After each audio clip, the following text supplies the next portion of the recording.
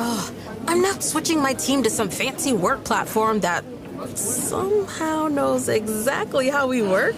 And its AI features are literally saving us hours every day. We're big fans. And just like that, teams all around the world are falling for Monday.com.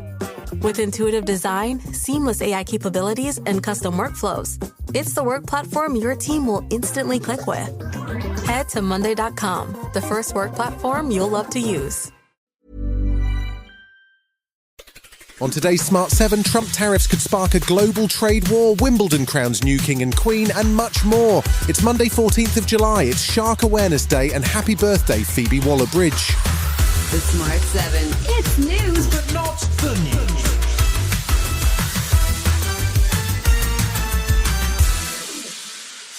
The online world is about to see a major shift as one of the key provisions of the online safety bill comes into effect. From July 25th, Ofcom will require platforms to check users' ages in a bid to protect children from harmful content. The regulator is not specifying how the checks need to be applied, but it could range from sharing a live selfie to providing a bank statement, and it's not clear what the impact will be or how it will work in practice. Ofcom CEO Dame Melanie Dawes says it could be a fundamental shift in the way online platforms behave. We are trying to make them change. I think it is a very big moment for the industry, a very serious moment. And the reason why people are making changes, though, is because they've seen that Ofcom's ready to enforce and have opened up really quite a lot of investigations already. So, there'll be more to come. Inaya Folarin-Iman is a director of the Equiano Project, an organisation who advocate for free speech. She says we can't leave it up to billionaires in Silicon Valley to decide what children might see. As we saw when it comes to a platform like X/Twitter, the owners of the platform have radically different ideas about what is and isn't acceptable. So what even the big tech platforms view as acceptable is completely different, and policing that is quite difficult. The world inched closer to a full-on trade war this weekend as Donald Trump continued to fire out new tariff letters on Truth Social. The European Union and Mexico were both hit with 30% tariffs on Saturday, which are due to come into effect on the 1st of August, even though both had been involved in negotiations with the Trump team and they were taken aback by the sudden announcement.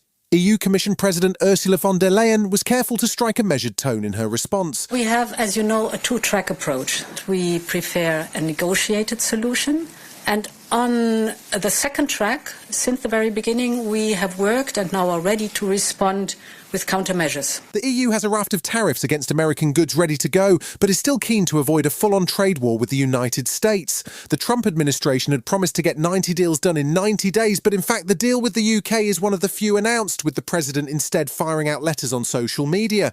Kevin Hassett is the White House economic advisor, but he really wasn't making things any clearer on Sunday. The thing about President Trump, he became one of the most successful, if not the most successful businessman in the 20th century. The bottom line is that he's seen some sketches of deals, and the president thinks the deals need to be better.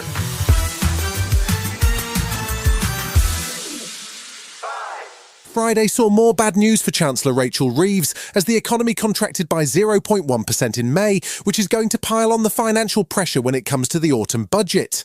The changes in the welfare bill combined with slowing growth suggest that the government will have to revisit their pledge of no new taxes. With global economic uncertainty over Trump's tariff wars, it's been a bumpy start to the year, and Transport Secretary Heidi Alexander was reluctant to reveal much of the Chancellor's thinking on Sunday. Well, when it comes to taxation, fairness is going to be our guiding principle. If you look at some of the decisions that we have taken, increasing the tax paid on private jets, and yes, we took that difficult decision to increase national insurance contributions paid by employers, but we did that. It was necessary to do that. Donald Trump is in the middle of a political crisis on a number of fronts. His administration's poor response to the Texas floods and a tone-deaf visit to Texas by the president on Friday have sparked angry responses. He's also spent all weekend shouting at people on social media to stop talking about serial abuser Jeffrey Epstein after his Attorney General announced there is no client list last week. That's caused chaos in Trump's MAGA base, and now the tide of opinion seems to be turning on immigration as the White House prepares to ramp up its mass deportations. Democratic Congresswoman Debbie Wasserman Schultz visited Trump's Florida internment camp nicknamed Alligator Alcatraz, where people seized by ICE await deportation, and she was horrified. This place needs to be shut the hell down. They are essentially packed into cages, wall-to-wall humans, 32 detainees per cage. Still to come on today's Smart 7, in association with Metro, a girls' reboot could be on the way and Wimbledon crowns a new king and queen. Right after this. I'm not switching my team to some fancy work platform that somehow knows exactly how we work. And its AI features are literally saving us hours every day. We're big fans. And just like that, teams all around the world are falling for Monday.com. With intuitive design, seamless AI capabilities, and custom workflows, it's the work platform your team will instantly click with. Head to Monday.com, the first work platform you'll love to use. Welcome back. This weekend saw a new king and queen of Wimbledon crowned in SW19. There were first-time champions in both the men's and the women's finals, and 2 new nationalities added to the winners' list. Saturday saw Poland's Iga Swiatek demolish American opponent Amanda Anisimov in 2 sets, while Sunday saw Italy's Yannick Sinner upset Spain's reigning Wimbledon champion Carlos Alcaraz.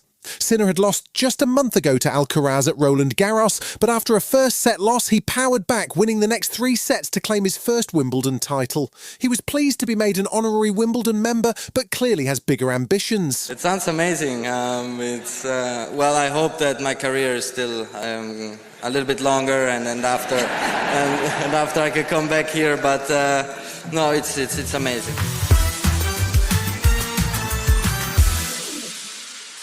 Lena Dunham became immensely famous at just 26 when she created the iconic series Girls, which was a very different look at life and relationships for 20-somethings in New York. Lena's been on a bit of a hiatus since then, but she's back with a new Netflix series and a movie project. The new series is called Too Much and follows hack star Megan Stolter as she flees to London after a bad breakup. It's also got some star power in model-turned-actress Emily Ratajkowski. Lena's not ruling out a future Girls reboot, though, and might even have a spin-off in mind. I love Shoshana. She is my favorite girl. And also, it's just such a joy to watch Zasha be her. So if there was, like, the right context for us to do it, I'd be f***ing thrilled. Anyway, I'm in.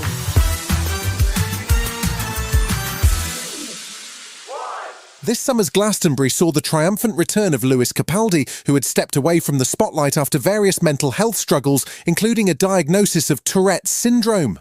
But what was it like for sufferers before the condition was familiar to the general public? A new movie called I Swear traces the true story of a Tourette's sufferer in Scotland, John Davison, who was diagnosed in the 1980s and went on to become a campaigner. I Swear stars Robert Aramayo alongside Maxine Peake and Shirley Henderson, and it hits cinemas in October. Can you make a decent cup of tea? Oh, I am good at tea. Are you spunk for milk? Are you okay with the tics and the swearing? What tics? What swearing? I don't think Tourette's is the problem. People not knowing about Tourette's is the problem. That young man over there would not harm a fly, and he makes a damn fine cup of tea. Spunk for milk. Spunk for milk. You've been listening to The Smart 7. We'll be back tomorrow at 7 a.m. Hit that follow button and have a great day. Give us 7 minutes and we'll give you the world. The McDonald's Snack Wrap is back. You brought it back. Ranch Snack Wrap. Spicy Snack Wrap. You broke the internet for a snack. Snack Wrap is back. Ba-da-ba-ba-ba.